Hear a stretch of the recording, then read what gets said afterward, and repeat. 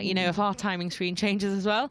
So the championship then, it still has Azawa in second, 7 points back, and then Al Sahuti there in third place. So yeah, really impressive stuff from the Qatari wildcard after 2 races. Then we've got Mie, Dinesh, Pratama, Fuetisan, Putra and Trihardika there in 9th place. But yeah, it's pretty big gap there, isn't it, already between the top sort of 8 or 9 riders. And then Hafi, Wakamatsu, Fadila, Carter Thompson, Nicholas Swain, Tranduktai, and then Riswanto with a few points there. Yeah, it's with the next race coming up in literally a matter of a couple of weeks as well. Very, it's good to be getting going so quickly once again. Certainly, yeah, especially after what we've had with, obviously, the pandemic obliging so many changes for the ATC and unfortunately cancellation after the first round in 2020.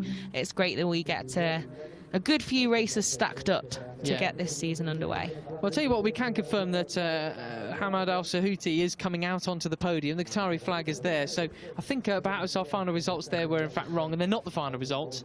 But so it was Adaki, Al Sahuti, Pratama on the podium, and then Mia, Dinesh, Azawa, Thompson, Fuetisan, Wakamatsu down in 9th. That was correct after that long lap, or rather 3-second penalty in lieu of the long lap. But yeah, it is always a heartbreaker when you get that late penalty.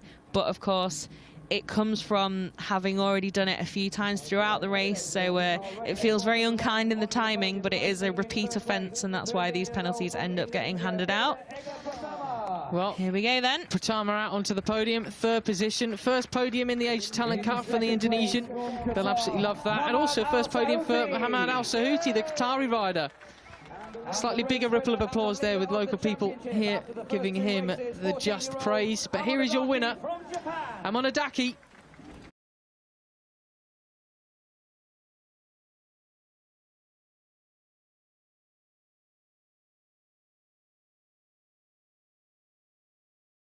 Adaki, sensational all weekend, pole position and that first victory here in race 2. Yep, stunning stuff then.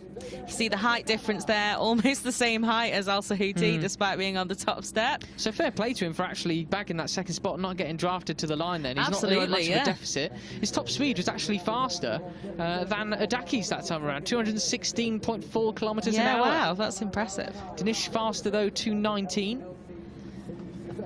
So we have the trophies being presented. A really big proud smile there.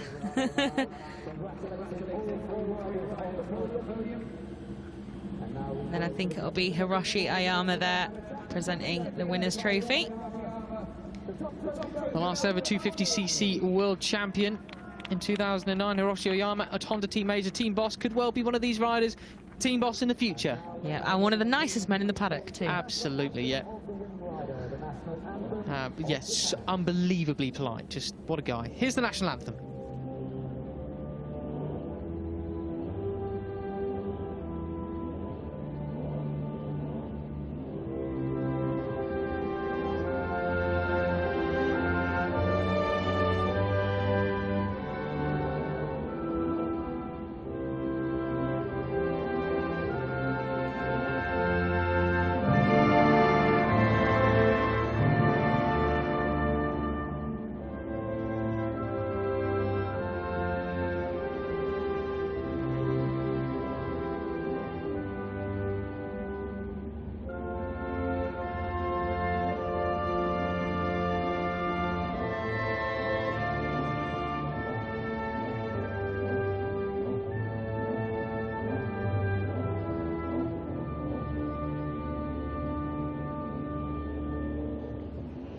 Well, always a special moment to hear your own national anthem ring out above a Grand Prix podium. Will it be in a World Championship podium for someone like Adaki in the years to come? What a race that was. Cannot wait for us to get going in Mandalika in a couple of weeks' time in Indonesia. For now, we'll have the photos. I'll be getting a look at some of the highlights of the race then. Here we go. Everybody cleanly away. But that was the last time that it was going to be a fairly sedate couple of laps for this entire 14-lapper race. Yes, definitely. The action came thick and fast today with some great racing on Sunday for the ATC. You could see then it was Danish who took the lead early on into turn 1, with the Daki not getting the perfect start from pole, but certainly a lot better than yesterday. But soon enough, the number 14 was dueling Pratama at the front. Well, there were a couple of fallers in that race.